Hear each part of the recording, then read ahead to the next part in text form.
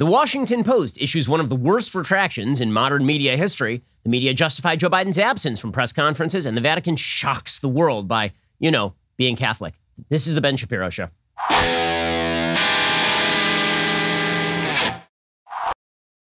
Today's show is sponsored by ExpressVPN. Stand up for your digital rights. Take action at expressvpn.com/Ben. We'll get to all the news in just one moment. First, a reminder.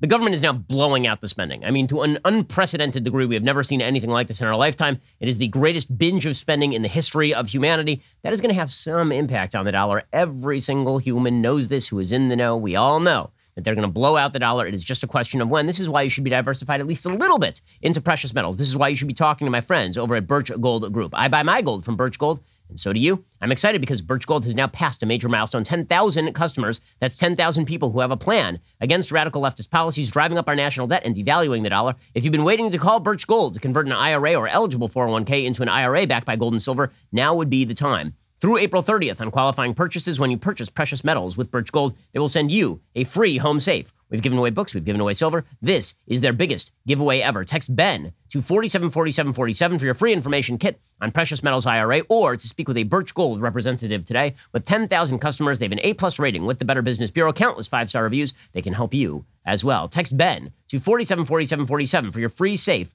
with purchase. Again, text BEN to 474747 to talk with my friends over at Birch Gold. Now is a great time to diversify away from the American dollar and into something like precious metals. Go check out my friends at Birch Gold. Text BEN to 474747. Alrighty, so the Washington Post has now beclowned itself in epic fashion.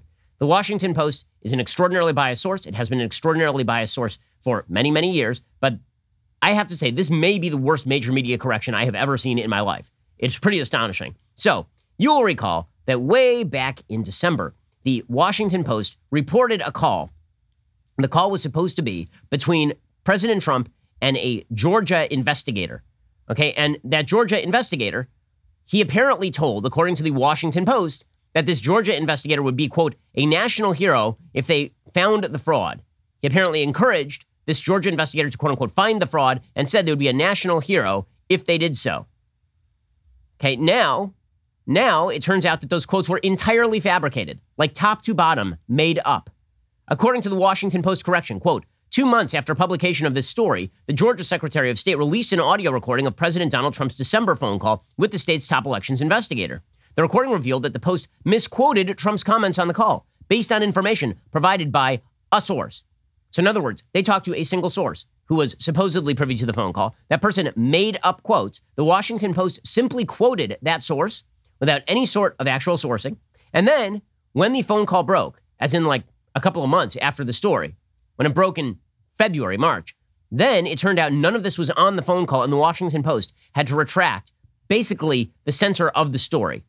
Now, this is a separate phone call from the one that happened that we all heard the audio of President Trump and Brad Raffensperger, the Georgia Secretary of State. At the time, I said it was easy to mischaracterize that conversation as Trump telling Raffensperger that he needed to find votes somewhere that were fraudulent. It was the opposite, right? What he was saying in that phone call was he believed, I think baselessly, that there were a bunch of votes in Georgia that were improper and that Raffensperger was ignoring that evidence and he was encouraging to go find the evidence that Trump thought existed. But you could read it the other way. But something that certainly never happened that we know at this point is that Trump never said that you would be a quote-unquote national hero if you find the fraud. He didn't tell the investigator to find the fraud or say that she would be a quote national hero if she did so. Instead, Trump urged the investigator to scrutinize ballots in Fulton County, Georgia, asserting she would find dishonesty there. He also told her she had the most important job in the country right now. The headline and text of the Post report have now been corrected to remove quotes misattributed to Trump, the newspaper says. I mean, you know how dangerous that is? Seriously, like as a matter of journalism, you know how crazy it is that you had quotes in a headline that were attributed to the President of the United States based on a single unnamed source? And it turns out that it was just a lie. It was just made up. The correction comes days after the Wall Street Journal obtained audio of the December call between Trump and the investigator. Trump told Francis Watson, the chief investigator of the Georgia Secretary of State's office, quote, when the right answer comes out, you'll be praised. Watson reportedly responded, I can assure you that our team and the Georgia Bureau of Investigation, we are only interested in the truth and finding information based on the facts. The original Post report, according to The Hill, shook the political world just days after the January 5th runoff elections in Georgia, a contest both Republican senators lost, giving Democrats the majority in the upper chamber. The original Post report was covered widely by many media outlets, including The Hill, which has also updated its report on the Trump call. Okay, now, here is the thing that's amazing. You will remember that there were other outlets that then confirmed the Post's reporting. So what happened is the Post reported stuff that wasn't true. And then it turns out that they had to walk that back. But at the time, after the Post reported that Trump had said, find the fraud and you'll be a national hero if you do so, at the time, there were other outlets that confirmed the reporting. And that led people who watch the media to say, okay, well, if you have a bunch of outlets that are now confirming the same story, well, now you can pretty much guarantee that the story is true. Except, what if that's not true? What if the way that the media now do business when there is a Republican president is they find an anonymous source, that anonymous source then tells their story to the Washington Post, and then that same exact anonymous source goes over to CBS News and says that exact same untrue story, and then CBS News says, based on our source, we can also confirm that we have heard that the story is true. So basically, you now have a single source who is dictating news to a wide variety of mainstream media outlets. And because these mainstream media outlets are granting these people the privilege of speaking on background, meaning anonymously, this means there is no way to confirm whether you have more than one source confirming the story is true. Right? Normally, when you have the Washington Post make a report and then the New York Times confirms that report, the assumption is that there is one source for the New York Times and one source for the Washington Post. And so multiple sources have now double sourcing is the way that journalism is supposed to work. You're supposed to have two sources who corroborate a report, not just one. Okay, but the way that the media now work is one anonymous source goes to the Washington Post and says something that's untrue. That same person, because they've now been quoted anonymously in the Washington Post, the same person now goes to the New York Times, tells the exact same story, and the New York Times says, we can confirm the Washington Post reporting. But can you? Because apparently you're now, like, how many stories have been laundered into multiple outlets by one person? I'm sure that this has happened multiple times. If this happened one time, it happened many times. According to the Daily Wire, Real Clear Investigation senior writer Mark Hemingway says this kind of mistake is beyond serious. There's zero accountability in major corporate media, and yet they continually insist they're the ones holding the line on the truth. And always remember, what should scare you about the media is what doesn't get exposed. Note the headline on the Post follow-up story. It's a sort of maliciously anodyne. Recording reveals details of Trump call to Georgia's chief elections investigator. It's not. Trump's remarks grossly misrepresented across media because we credulously fall for political ops. Mary Catherine Ham of CNN, she says that somebody should lose their job. She said, so they made up quotes. Wasn't the actual F. The header for the story could be a little clearer, like, our bad, we made fake news that led the national news for weeks, and this audio proves it. For those in my timeline asking if it really matters because Trump is bad anyway, yes, it really matters. Quotes being correct matters a lot. Don't you see that's the issue? If a reporter is so dead sure that, quote, Trump bad anyway, he is less inclined to question or vet his own stories. And don't give me the corrections are an example of the system working stuff. Sometimes they are. Here, they're coming in 3 months later when they are outed by a recording, and the correction and new story are designed to downplay as much as possible, not blare as loudly as the original. Again, it's a pretty amazing thing. So they directly misattributed quotes. They didn't paraphrase, right? They put it in quotation marks. They said Trump said X. Trump never said X. They did it based on anonymous sourcing. And then they laundered that into multiple media outlets. And this was, by the way, this was quoted in the impeachment papers for Trump the second time around. That report was quoted in the impeachment papers. I think it was charge 10 in the impeachment papers. Okay, that's pretty unbelievable. So they laundered a false piece of news into an impeachment. And then they wonder why we don't trust them. Then they wonder why the credibility of the media is on edge. It also demonstrates full scale that the fact-checking media are just garbage. It shows that the fact-checking media are willing to cover for pretty much anything so long as it comes from one of their buddies. Because the way that this works is that if you are a member of the establishment-approved media, you can say anything, and your fact-checking buddies will cover up for you. But if you're a member of the non-establishment media, then they will come after you with a pickaxe for saying something that is true, but they disagree with. It really is an impressive show here. And the fact, again, that the Washington Post blew this story so badly, and the fact that the entire media are now rushing to the defense of the Washington Post should tell you something. It should tell you something.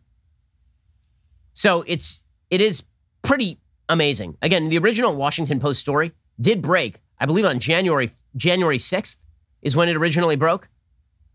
Or I'm sorry, the original news was broken before January 6th and January 5th. It was before the Georgia runoff, I believe. So it may have had an impact on an incredibly tight Georgia runoff election. That's not exactly a shocker. Glenn Kessler, the Washington Post fact-checker, he said the Washington Post reporting on Trump's call to the Georgia Secretary of State, undisputed as the audio tape was obtained from the start, was the article cited in the impeachment article. Trump naturally pretends otherwise. But that's not actually true. Actually, they actually refer to, I believe, both stories. So, impressive showing by the media. But this is what our media are now. CNN spends all day just covering Fox News. That's all the media do. The media cover people in conservative news, and they report false stories, and they launder the false stories through multiple media outlets, and then they give themselves nice fact checks. Very, very convenient stuff for our mainstream media who are doing an excellent job journalisming, because this is what they do. And again, the false news always rockets around Earth faster than the real news. You wonder why President Trump had a lot of ground to cover. He had such fertile ground when he would talk about fake news. The answer is because we in the conservative community have known for decades that the media do this kind of crap. Okay, this goes well back before Bernard Goldberg put out the book Bias in the early 2000s. I remember my parents canceling their subscription to the Los Angeles Times in the mid-90s over the Los Angeles Times running a picture of a supposedly Palestinian man supposedly being beaten by an Israeli soldier on their front page. The caption was false. It turned out that it was a man attempting to escape Palestinian rock throwers and an Israeli soldier shouting at the people trying to throw rocks at the guy. The fake news has been a thing for quite a while, and all the mistakes are in one direction. When is the last time they made a mistake in the direction of conservatives? Can you name one? I mean, literally one. Can you name a mistake that has been made in the direction of Republicans? The answer, of course, is no. And these kind of stories happen regularly. People lose their jobs over this kind of stuff. I mean, we've talked on this program in the past several weeks about the media simply taking comments by particular people and then deliberately misinterpreting them to get them fired. There's an entire Washington Post story that came on the heels of a Georgetown professor being fired for saying something not racist, and the entire angle of the story is that it was racist. There are a couple of types of bias that the media can go through. One is selection bias, what they cover and what they don't. They won't cover Andrew Cuomo being a corrupt tool bag until a couple of months after the election. Then they'll start covering it. So selection bias is one thing. And then there is the way they cover stories, right? The angle of the story. That is another area of bias. And then the third is the worst kind of bias. And that is where they will just believe whatever confirms their priors. And then they will just report that credulously out. And then later, if they get it wrong, they'll walk it back.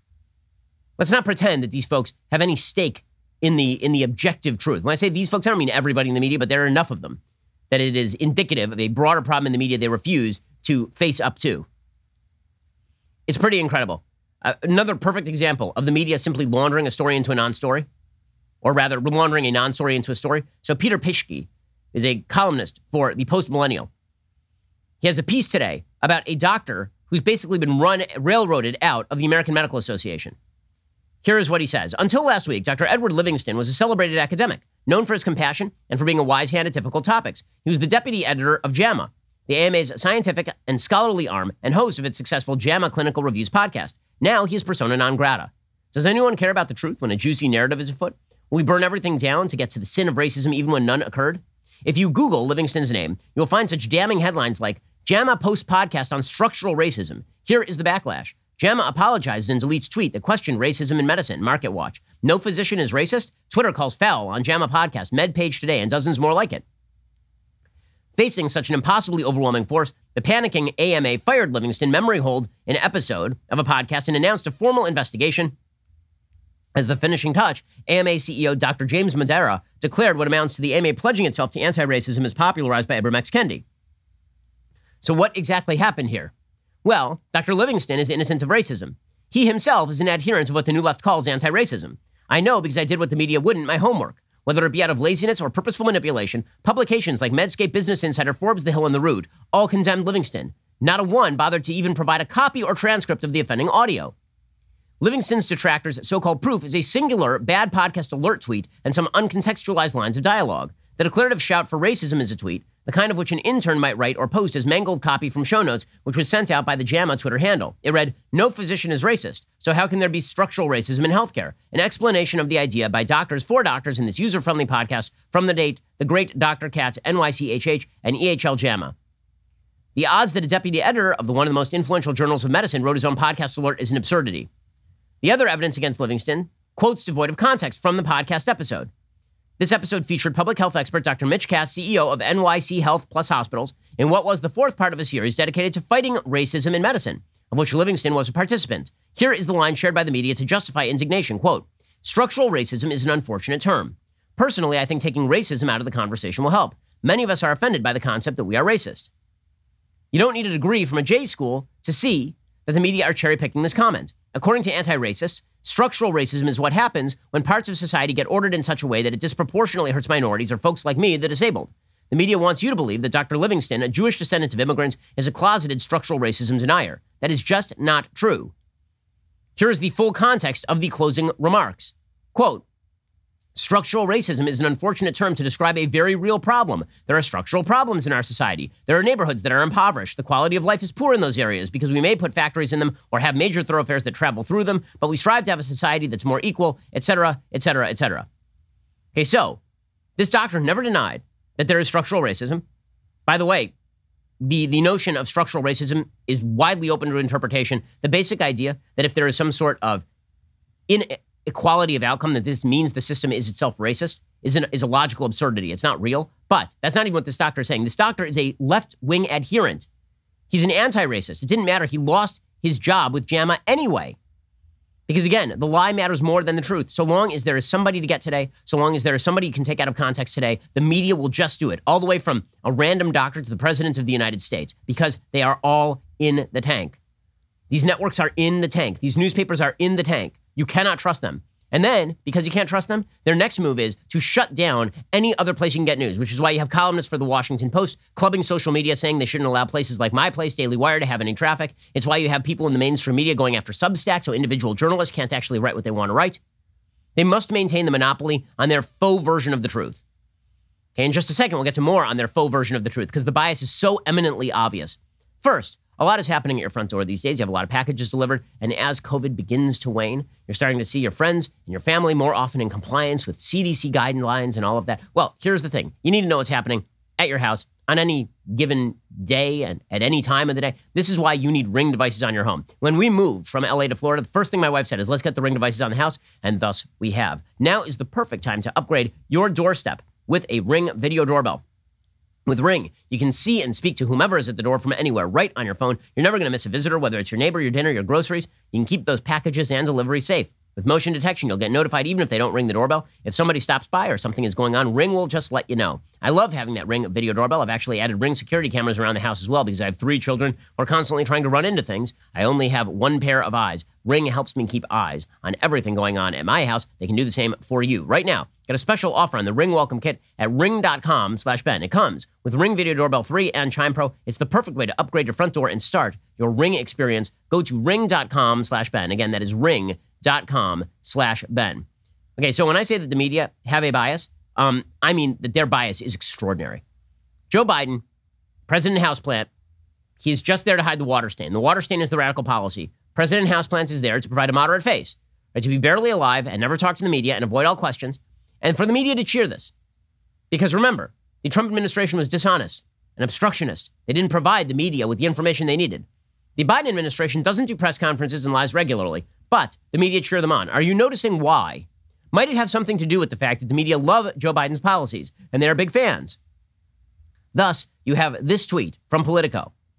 Honestly, this is a North Korean style tweet.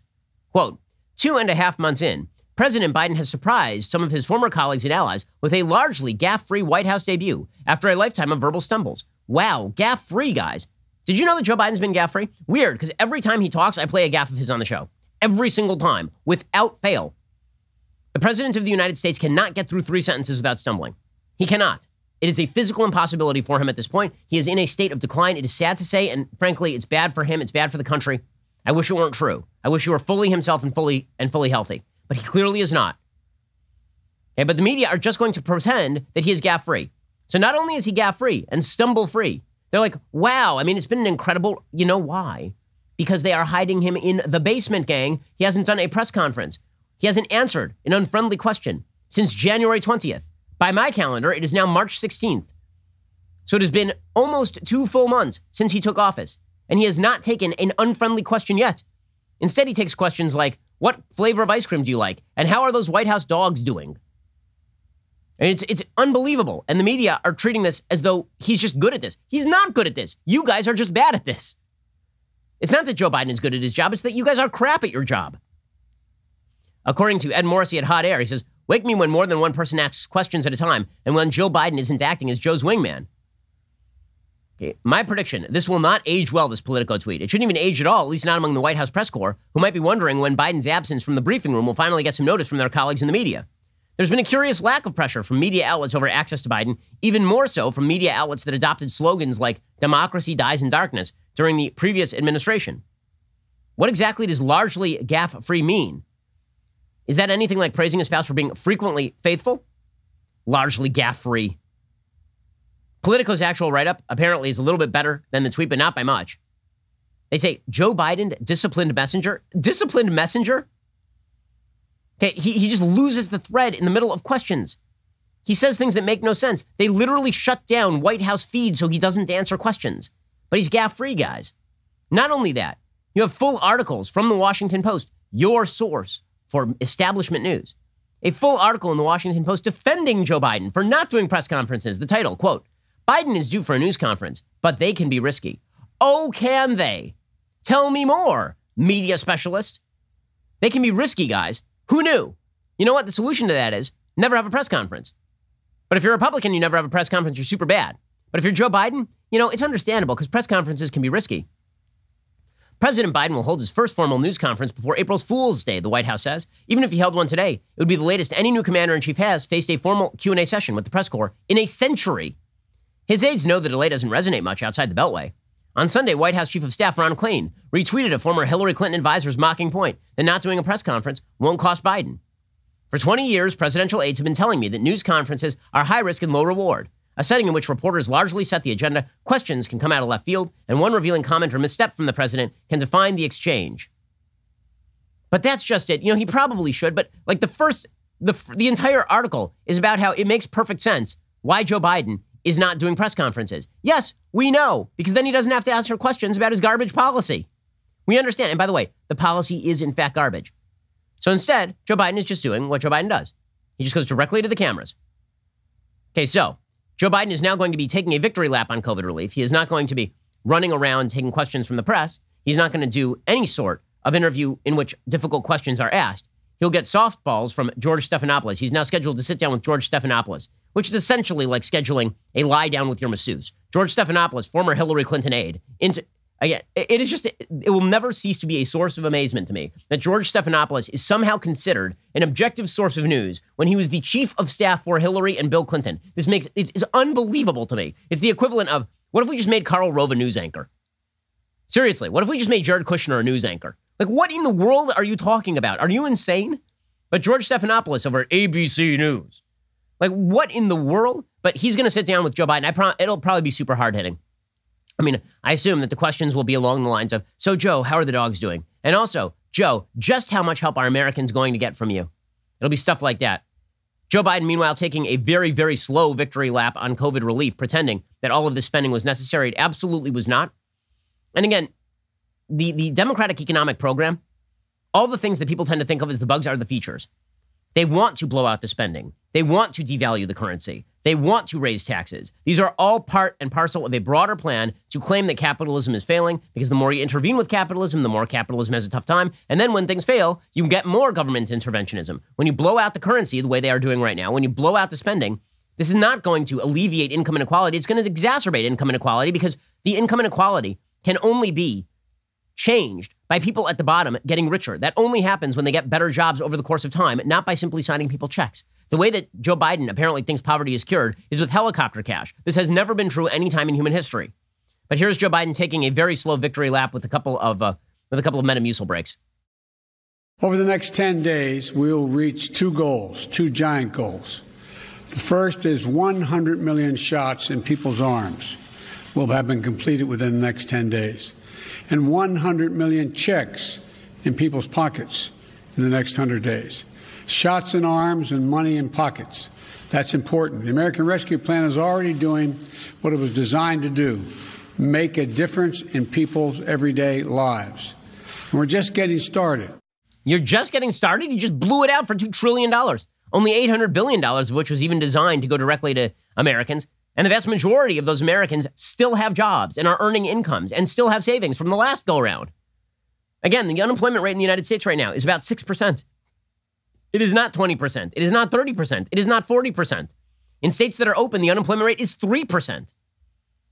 Now, Joe Biden is living off the benefit of the fact that there's going to be a natural economic recovery here simply as people go back to work. This is the most artificial economic depression in the history of the American of the American state. Not close. Right? I mean, we were going great guns. We had an unemployment rate that was down to about 3%, which is effectively full employment. And the wages were rising. We had more open jobs than people seeking the jobs. So the wages were rising. And then COVID hit, and it artificially tanked the economy because all the governments forced everybody to stay out of their jobs. So that means that when everybody goes back to their job, there will be a vast recovery. I mean, Joe Biden is one lucky son of a gun because, number one, he can be not alive and receive the plaudits of the media. Number two, the economy is going to go gray guns simply by dint of the fact that it was before, then there was an artificial drop, and now the artificial drop is ending. This is why Goldman Sachs predicts that the economy is going to be growing at 8% for 2021. Axios says if Goldman's forecast is correct, it would mark the largest economic expansion for the U.S. in generations. Not only would 8% annual growth denote a stupendous turnaround from the coronavirus pandemic, it would significantly outpace the firm's growth expectations for the U.S. as recently as late 2020. According to Goldman, we have raised our GDP forecast to reflect the latest fiscal policy news and now expect 8% growth in 2021 and an unemployment rate of 4% at the end of 2021, the lowest among consensus forecasts that falls to 3.5% in 2022 and 3.2% in 2023. But we expect inflation dynamics to mirror those last cycle and therefore expect this forecast to translate to only 2.1% core PCE inflation in 2023. Okay, well, what they are saying is that inflation is not going to spike over the course of the next couple of years because the economy is going to be superheated. But what happens by 2024? At a certain point, you have to pay for this stuff.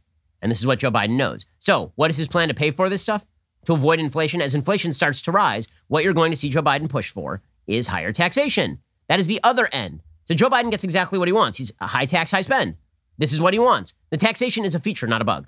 Remember, the Democratic Party wants to tax you. It is not that they tax you because they need the money to do good things. They want to tax you. I'll never forget in 2008, Barack Obama being asked on a Democratic primary stage whether he would raise the capital gains tax even if it resulted in less tax revenue for the government. And because one of the things about tax revenue is that a growing economy produces more tax revenue and a shrinking economy produces less tax revenue. So if tax policy creates a shrinking economy, would you still want higher taxes on capital gains? And Barack Obama's answer was yes, for purposes of fairness. Democrats want higher taxes because they think that the government is good and you are stupid. They think that the government should sign you checks and you should stay home. They think that you can't make decisions about your own life, whether it is mask wearing or economic spending. Raising taxes is something they want. And by the way, if you believe that their taxes are going to stop at $400,000, that if you make over $400,000 a year, they'll raise taxes, but if you make below, they won't, that's a lie. They're going to raise taxes in a variety of areas that hit people in the middle of the income spectrum because the kind of spending they are doing right now requires it. There is no way around it. You cannot have European styles of living without European-style taxation. And the highest tax brackets in places like Scandinavia kick in when you're making about $60,000 or $65,000 a year, not when you're making $400,000 a year. Plus, you're going to now experience what we call bracket creep. So it is easy to say when you have if you make over $400,000 a year, then you're going to get increased taxation. But what happens as inflation starts to kick in? What happens as people start to inflate the value of or deflate the value of the US dollar? And what bought you a bagel yesterday is half the money that it would cost you to buy a bagel today. What happens when your wage rises simply to compensate for the rising prices of goods and services? What happens then? What happens when $400,000 today is actually the equivalent of $200,000 5 years ago? You get bracket creep. In other words, you don't even have to change the absolute number. All you have to do is wait for inflation to catch up and push people into, quote unquote, higher income brackets, even though they can't buy more for their money. So what is Joe Biden planning? He's planning a massive tax expansion. We'll get to that in just 1 second. First, let us talk about your sleep quality. So I've been sleeping a lot better, thank God. My baby has finally been sleeping through the night. And one of the reasons that I've really been enjoying it is because I have my Helix Sleep mattress. Helix Sleep, they've got a quiz. It takes just 2 minutes to complete. They match your body type and sleep preferences to the perfect mattress for you.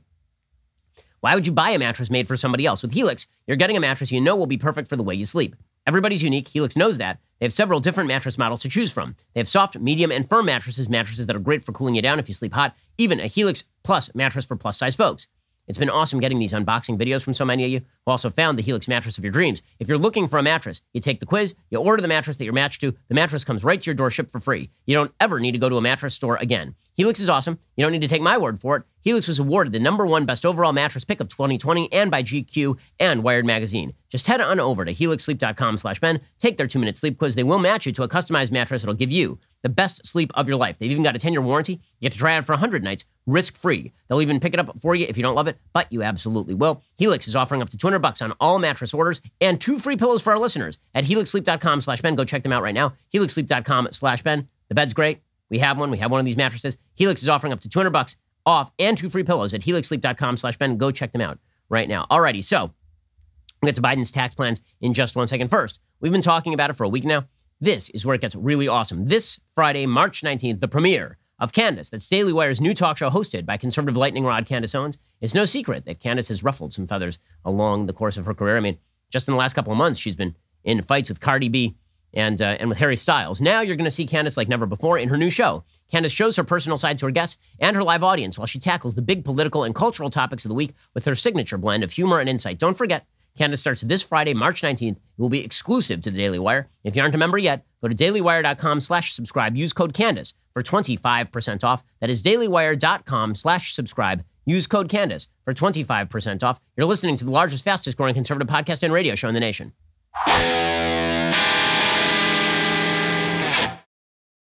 Alrighty, so Joe Biden is now pushing massive tax hikes. According to Bloomberg, Joe Biden is planning the first major federal tax hike since 1993 to help pay for the long-term economic program designed as a follow-up to his pandemic relief bill. So that was fun, right? He gave you free money, except it ain't free, because there ain't no such thing as free money. At a certain point, that money has to come from somewhere. There are only 3 places that you can get money when you spend money like this. 1, in the bond market. You sell bonds, you take that money, and you hand that to Americans. There's only one problem with that. The bond market is going to go under if you keep doing this over and over and you blow out the debt so that nobody thinks they're going to get paid back with a dollar that is of the same value as the dollar they are paying you today for the bond. 2, you inflate the currency by just printing dollars. That is the second step. 3, you tax the crap out of Americans. None of these 3 things are good, which is why you should really consider before you decide to spend trillions of dollars that do not exist. Well, here's the thing. Again, Joe Biden wants the taxes. Democrats love the taxes. The taxes are their friend because they get to then claim that they are punishing the rich. This is a class warfare point. It is not about the efficiency and efficacy of America's economy. This is an economy that is producing, without tax hikes, a 3% unemployment rate. Okay, and your solution is to take all those job creators and tax the living crap out of them? What do you think they're going to do? If you tax economic activity, why would at a certain point, I'm going to either move to avoid taxes, right?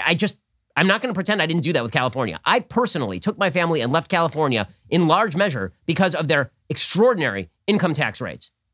I didn't feel like paying on top an additional 13 to 15% of my income to the garbage state of California. I didn't feel like doing that. So people will find ways to not do that. Okay, and if you raise the capital gains tax, you know what? People will just take that money and they will put it into savings. They just will not spend. They will take that money off the market and they will put it on the sidelines. Trillions of dollars sat on the sidelines during the Obama administration for precisely this purpose. The minute that Donald Trump took office, a lot of that money came off the sidelines, which is one of the reasons why you saw this economic boom.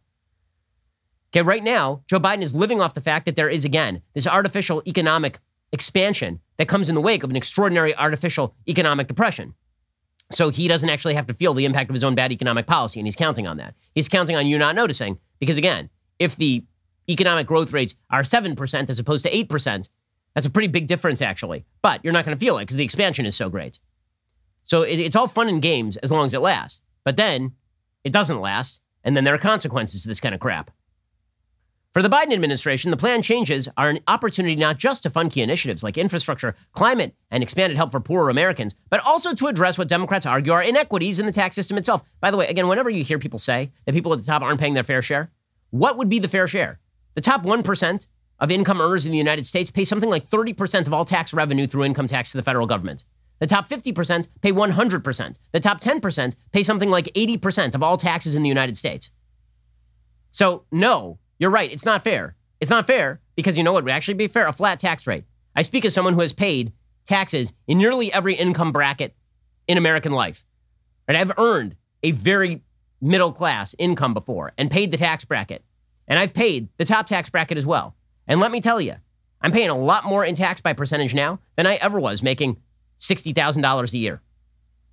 Okay, it is amazing to me that people continue to maintain the absolute fiction that people at the top are not paying their way. It's just not true. All net taxes in the United States are paid by the wealthy. All.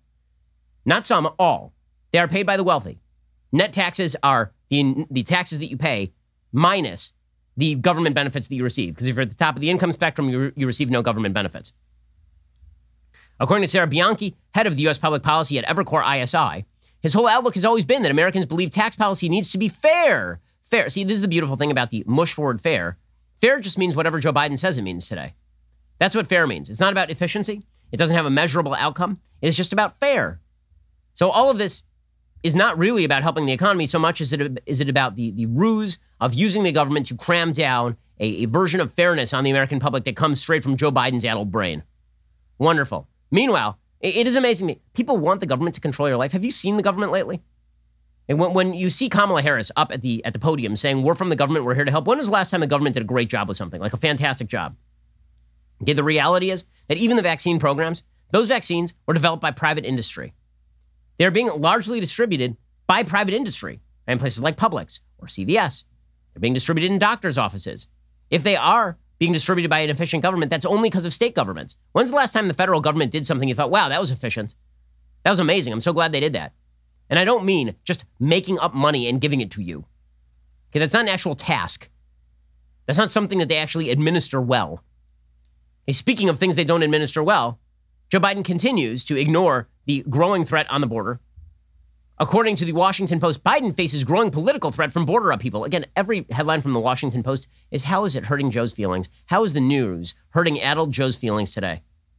Sean Sullivan and Nick Miroff writing, Representative Henry Queller, a moderate Texas Democrat whose district hugs the border with Mexico, isn't happy with how President Biden's team has responded to the surge of migrants trying to enter the United States. His people need to do a better job of listening to those of us who have done this before, he said Monday. Representative McCarthy, he says this is worse than a crisis. Here's Kevin McCarthy, the House Minority Leader. It's worse than a crisis. I thought I would see a crisis, but this is really a human heartbreak. We have a brand new facility to care for these children. They built it beyond capacity, thinking they would never reach it.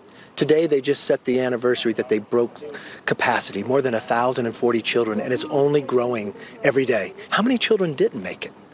How much is human trafficking being increased by what's happening? And it all started with these presidential policies. Okay, he happens to be correct about this. According to the Washington Post, Biden is now facing fire from a variety of places on the political spectrum. Centrist Democrats are afraid that his border policy is going to turn the 2022 election against them. Liberals and immigration activists are upset because of how migrants are being treated, because they just want people let into the country willy-nilly. Republicans, of course, are pouncing, lots of pouncing. The Washington Post is deeply worried about the political impact on Joe Biden of all of this. They say it's not clear that voters are going to see it how Biden sees it. Trump demonstrated that immigration can be an explosive issue that upends the political landscape, suggesting it could be a real threat to a president who is otherwise coasting on high approval ratings. And the dilemma is greater because so many crossing the border are minors. The president is receiving high marks from most Americans for his efforts to curtail COVID, including a sweeping $1.9 trillion relief bill. That has left Republicans scrambling to find a potent issue as they seek to retake the House and Senate in 2022. Many Republicans believe immigration may be that topic. It's the Republican pouncing that's the problem, not the thousands of kids being held in cages. By the way, immigrant teens are now going to be held at the Dallas Convention Center. This is how bad things have gotten at the border. The U.S. government plans to house up to 3,000 immigrant teenagers at a convention center in downtown Dallas as it struggles to find space for the surge of migrant children at the border who have strained the immigration system just 2 months into Joe Biden's presidency. American authorities encountered people crossing the border without legal status more than 100,000 times in February. That is a level higher than all but 4 months of Donald Trump's presidency. This, of course, is a challenge for President Joe Biden and his credibility, which, of course, is the big thing. We have to worry about Biden. We shouldn't worry about the policy, just worry about Biden these days. Speaking of which, if you think that this White House is not radical enough, they're now at war with the popes. That's exciting stuff. So the White House has announced that they are at odds with the Catholic Church. It is always a source of great bemusement and amusement to me when the media find out that the Catholic Church believes Catholic things. This is one of my favorites. So every so often, the media will have a headline, and the headline will be something like Catholic Church still against same-sex marriage. Right, like they have been for, 2,000 years since, like the Gospels. I mean, shocking. Now, it actually, here's the thing. It actually is shocking because so many religious institutions have just caved and decided they don't give a damn about anything the Bible says anymore. That basically all church is supposed to be is some warmed over pizza, a guy playing the guitar, and some vague chant about spirituality and finding your bliss. Basically, churches have turned into 1960s yoga sessions. But it turns out that the Catholic Church, one of the historic institutions of Western civilization, it still has a doctrine. That doctrine actually exists on abortion and same-sex marriage. And I understand that they're surprised because they think that Pope Francis, after having knocked over the Catholic Church's position on capitalism under Pope John Paul II and the Catholic Church's position on economics and individual freedom under Benedict, they've decided basically to embrace liberation theology under Pope Francis, who's a very, very left-wing pope. I know that they're still shocked to learn that Pope Francis, still being Catholic, actually doesn't believe in abortion on demand and thinks it's a grave crime and also doesn't believe in same-sex marriage. But it is still a source of amusement to me that the entire media is going to be shocked by this. And they're shocked. Now, here's the reality. They're not shocked. Their goal is to make institutions like the Catholic Church defunct. That has been their goal for quite a while. Either hijack an institution or destroy it. This is the way that the modern American left and the international left works. All institutions must either be hijacked or destroyed. If you can't destroy the military, you hijack the military by turning it woke and then having members of the military march to Marjorie Taylor Greene's office because she said that Guam was a foreign country idiotically. So people went to her office from the military to show that Guam is actually a U.S. territory. Like, I have no idea why that is necessary or relevant. You might want to face up to China at some point, guys. But every institution must be turned. And so the Catholic Church must be turned or destroyed. This, by the way, is one of the reasons why the media went so hard after the Catholic Church in the wake of what was a monstrous and egregious pedophilia scandal inside the Catholic Church. Two things can be true at once. One, that was a monstrous cover-up by the Catholic Church for which the repercussions still have not been fully paid. And two, the kind of child abuse that you saw in the Catholic Church has been happening in American public schools for generations, and nobody talks about it because, frankly, the left loves the public schools. So two things can be true at once, right? You never hear about the scandal of kids being abused in public schools because you're not allowed to talk about that. But they will focus all their ire on the Catholic Church. Again, the differential treatment is the critique, not that people should get off scot-free for the mistreatment of children, God forbid. Okay, but the point here is that for the media, the Catholic Church is an enemy. And to pretend it's anything but is ridiculous. They will occasionally say nice things about Pope Francis when Pope Francis mirrors their garbage about climate change and how we need a redistributionist global economic policy. But the minute that Pope Francis actually cites things that have, something to do with Catholic doctrine, as opposed to fringe stuff that the Bible really doesn't talk about, then they get all uptight. So the White House has now announced that Joe Biden is at odds with the Pope on same-sex unions because the Pope came out and said that the Catholic Church cannot bless same-sex unions. Again, a position that has not changed for several thousand years, does not arise from animus, arises from natural law theology. Natural law theology, which has been a major part of church thought since Thomas Aquinas, and really there are proto-roots of natural law theology even before that. The basic idea of natural law theology is that God created the universe in a certain way. That certain way gives us clues as to what human behavior should look like. And the Catholic Church's stance on same-sex marriage has been that nature created two sexes, those sexes were made to procreate, and thus human sexual relations should be based on that assumption, which obviously leads to male-female reproduction and male-female sexual relations within the context of marriage. This has been a long-standing church position. There's nothing immoral or amoral about it. It is a natural law position. Well, now the White House is coming out and saying that the White House disagrees with the church's stance. Despite the fact that Joe Biden considers himself a devout Catholic, he disagrees with the Pope on this. Well, let me just tell you something. Joe Biden is not a devout Catholic, if by devout Catholic you mean he agrees with church doctrine, which is usually the way that you define people being devout in a particular faith, is that they agree with the core doctrines. If you say, I'm a devout Jew, but also I don't agree with the Sabbath, you're not a devout Jew. Right? You're just not. You can identify as Jewish thinking, you can be of Jewish ethnicity, but you're not a devout Jew if you just reject the Sabbath outright. And it's hard to be a devout Catholic if you just reject church doctrine on core issues like abortion and same-sex marriage. But again, this is all part and parcel of a broader leftist attack on institutions. So speaking of those broader leftist attacks on institutions, Don Lemon of CNN is very angry at the Vatican today. So number one, I don't think that Don Lemon is a great source on Catholicism. Like if you are looking for your source on Catholicism, I typically would not go to the guy who was essentially doing wolf calls at waiters, according, I think it was a New York Magazine profile of Don Lemon. He was wolf calling and assessing the sexual attributes of male waiters during an actual sit-down interview. This was considered charming at the time, right? That's the way this works. Don Lemon, though, has some thoughts on Catholicism in the Vatican. Why? Just why? And the answer is because, of course, he's left-wing. And the left will not rest until the Catholic Church is wiped out of existence or hijacked. for liberation theology, and they get rid of their social policy. Everything must mirror the left. The left cannot stand that anyone thinks differently than they do. Here is Don Lemon.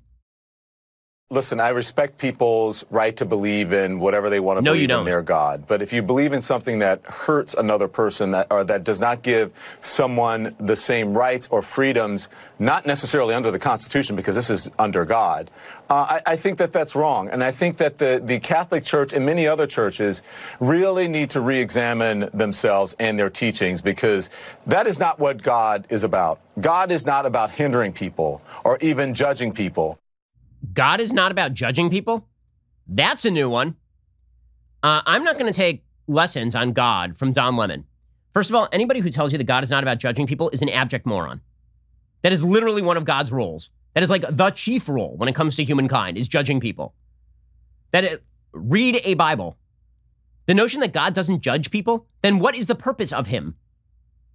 Just say that you're an atheist. Just say that you don't believe in a God that actually cares about humanity. If God cares about humanity, then God judges humanity. This has been a long-standing part of religion. Every major religion, every single one that believes in a monotheistic God believes that God judges people.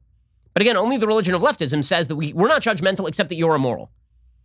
I mean, the number of self-contradictory statements there from Don Lemon is truly incredible. He says, I respect anybody's right to believe what they want religiously, except if they believe things I disagree with, like God judges people and has standards for human behavior. If they believe that, then they're bad people and immoral, and they need to rethink their teachings. Listen, I don't think that Don Lemon needs to rethink his beliefs about homosexual activity. It's a free country. He can think whatever he wants. In fact, it's a free country, and as long as he's not harming anybody else, he can act however he wants. But guess what? He doesn't get to dictate to me how I lead my life or how I teach my kids or what I believe. I thought that was the basic line, that was the basic agreement, was it not? But no, that is not the agreement, because when self-expression becomes key, institutions must die. When self-expression and self-identity become key, institutions must die. We have now entered the expressive individualism phase of American life, where all of society is supposed to comply with your view of yourself. And if I refuse to comply with that view, I have done you a harm. Now, I've never done Don Lemon a harm. I haven't told him what he cannot do by law. I have not said that the government should impose in his life in any way of which I am aware. None of that. Right? He is free to engage in whatever he wants to engage in, so long as it does not harm another human being. Okay, but I am fully free to say that I believe that he engages in sinful activity. I am fully free to do that without that constituting a harm. But if you're an expressive individualist, if you believe that the chief goal of happiness is to define yourself without regard to what others believe, but others have to mirror your own self-belief, this is how you end up with a 2,000-year-old institution called the Catholic Church needs to be destroyed because I, Don Lemon, have hurt feelings. Right? All of religion has to change because my view of God doesn't comport with traditional religious views, and my view of God says that everything I do ever is right. And because my view of God says that, if you believe that God does not think that that is right, this means that you are intolerant and bad. So again, one of the things that you're seeing here from the left on a broader religious level here is the attempt to impute bigotry to people who have religious beliefs rooted in natural law. And the attempt to impute emotivism to your political opposition. Emotivism is a term coined by Alistair McIntyre, the Catholic theologian. I believe he teaches over at University of Notre Dame. And Alistair McIntyre, who wrote a great book called After Virtue that is totally worth the read, he talks about emotivism as one of the chief mechanisms of American society at this point, is that we don't believe that people's arguments come from a place of logic and reason. We believe that people's arguments come from a place of emotionality. And because we believe that, it is easy to attribute to somebody who has a different belief some form of animus. And that's what you see from Don Lemon right there. He can't credit people who disagree with him on the nature of sin with a different premise on what God does and what God is for and what is to be derived from nature and natural law. He can't do that. Instead, it comes from bigotry. And you have to redo your entire church to comply with Don Lemon's view of God so that he feels better about himself. In fact, Don Lemon has other thoughts on Jesus. Did you know this? So he has thoughts on God. Apparently, God exists, but is non-judgmental and is basically just your high school diversity advisor. That's who God is. God is just a being who created you to do whatever the hell you want without any level of judgment and without any requirements for your behavior, which means that he's utterly irrelevant. There is no reason to have God if that is what you believe. And then Don Lemon also believes that the way to cure American racism is to teach that Jesus wasn't white. Man, Sunday school lessons with Don Lemon are weird. I got to tell you, this is a weird Sunday school with Don Lemon.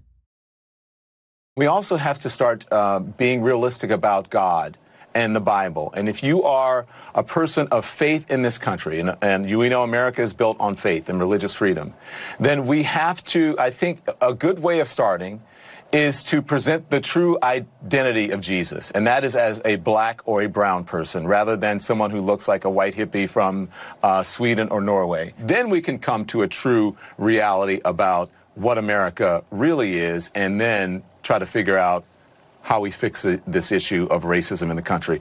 I have a question. What in the actual F is he talking about? Like, seriously, what is he talking about? Everyone knows, who has studied the Bible, that Jesus was not, in fact, of Nordic persuasion. Jesus was a Jew, right? He was from Judea. He was a Jew. Okay, he probably looked like my father-in-law, who's from Morocco. He was not a black person. If by black you mean he was African, no, that is not true. So, no on that.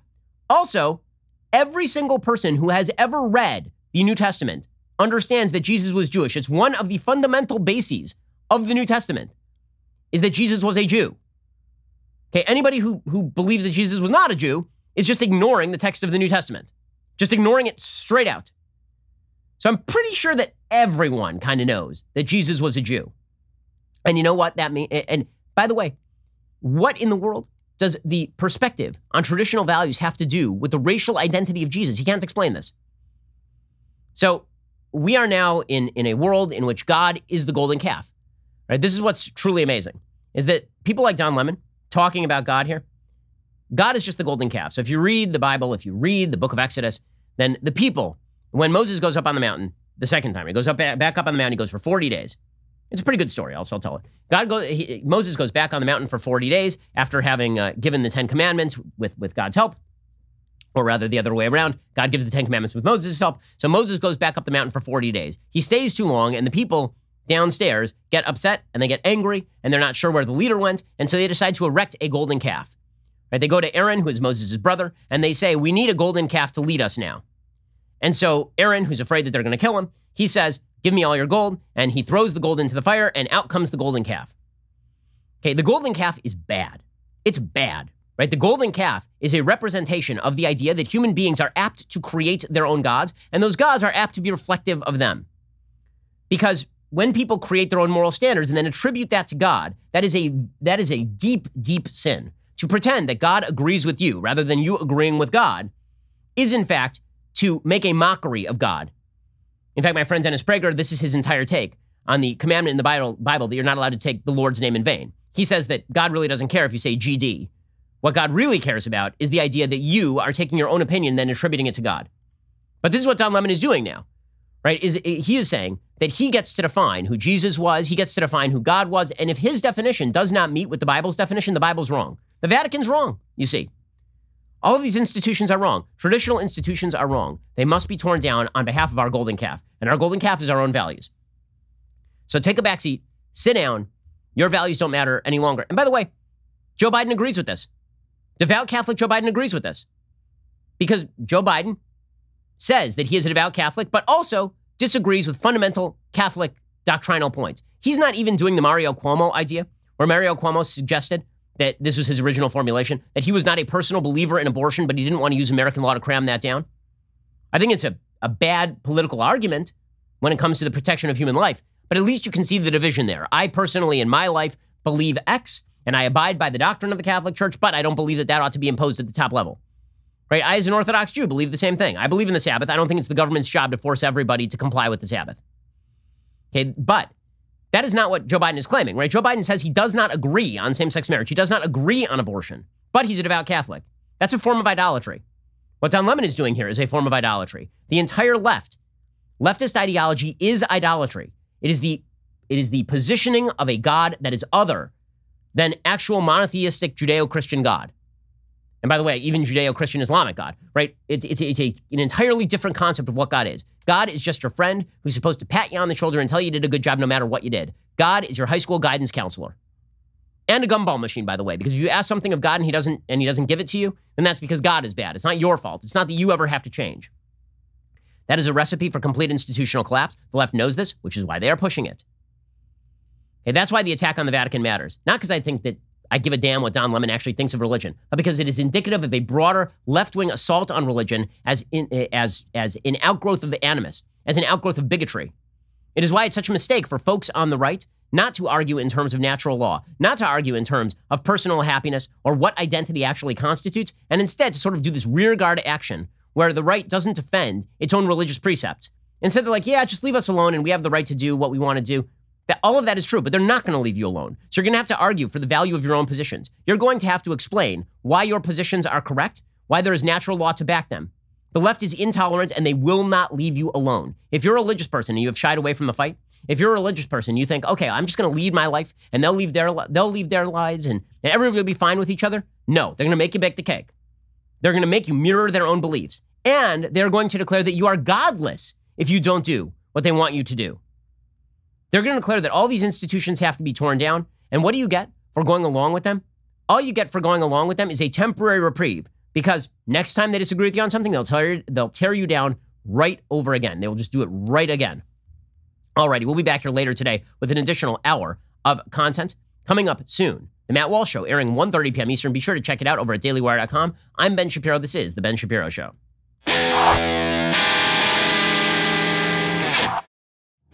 The Ben Shapiro Show is produced by Elliot Feld, executive producer Jeremy Boring. Our supervising producer is Mathis Glover, and our assistant director is Pavel Wydowski. Editing is by Adam Sayevitz. Audio is mixed by Mike Coromina.